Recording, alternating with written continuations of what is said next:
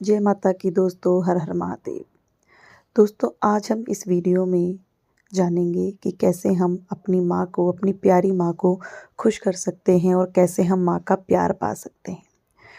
दोस्तों, जब हम माँ को सच्चे दिल से याद करते हैं तो माँ हमारे पास आती है, हमें सपने में दर्शन देती है और अपना एहसास भी हमें कराती है। दोस्तों, आपने ध्यान दिया होगा कि जब जब माँ अपने संकेत देती है तो तब तब हमारे साथ जीवन में कुछ ना कुछ बदलाव होते हैं। कुछ लोगों का मानना है कि जैसे ही हम माँ की पूजा अर्चना करते हैं तो हमारे जीवन में दुखों का पहाड़ टूट पड़ता है। हमें ऐसा लगता है कि कहीं हमसे पूजा में कोई गलती तो नहीं हो रही, इसलिए ऐसा हो रहा है। तो दोस्तों, ऐसा नहीं है। ये जो दुख आपके जीवन में आते हैं वो इसलिए आते हैं ताकि आपके सारे पाप कट जाएं।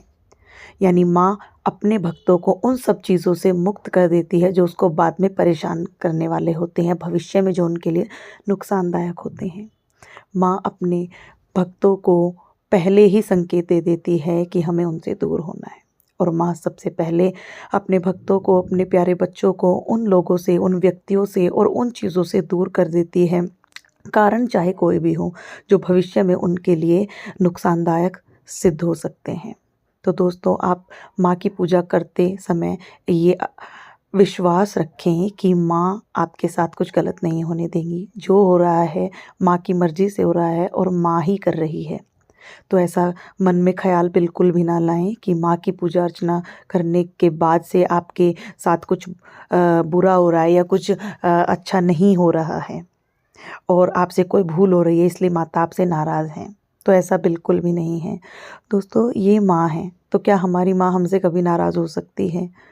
माँ हमसे बिल्कुल नाराज़ नहीं होती। माँ के अंदर इतना प्यार, इतना दया और इतनी करुणा भरी हुई है कि आप सिर्फ़ माँ को सच्चे मन से याद करके बस ये बोलें कि माँ, मुझसे कोई भूल हुई है तो मुझे क्षमा करें। हाँ, पूजा करने से पहले आप माँ से क्षमा याचना ज़रूर मांगें। उसके बाद ही आप माँ के सामने अपनी बातें रखें और अपना दिल हल्का करें। दोस्तों, माँ की पूजा जब आप करते हैं तो आपको उनका बिल्कुल अपनी माँ की तरह ही ध्यान रखना है। माँ के भक्त अलग अलग तरीक़ों के हैं।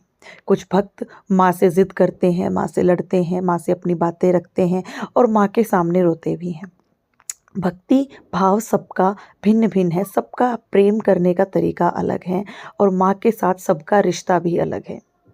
तो दोस्तों, अपने रिश्ते को एक अटूट रिश्ता बनाइए और माँ के साथ अपने आप को जोड़े रखिए और माँ पर अपना विश्वास बनाए रखिए और जितना हो माँ का प्रचार प्रसार करिए। दोस्तों, हमारी माँ ही हमारे लिए सब कुछ है। माँ ने हमें सब कुछ दिया है। हमारी माँ काली एक ऐसी देवी है जो दुष्टों पर एक प्रहार है, जो अधर्म के ऊपर धर्म की जीत है। माँ सदैव अपने सच्चे भक्तों का और जो निस्वार्थ सेवा करते हैं सिर्फ उन्हीं का साथ देती है। दोस्तों, छल से की गई पूजा और स्वार्थ के लिए की गई भक्ति और सेवा भाव कभी काम नहीं आती। तो आप जो भी करें निस्वार्थ करें, बिना किसी अपने स्वार्थ के करें, बिना किसी लालच के करें।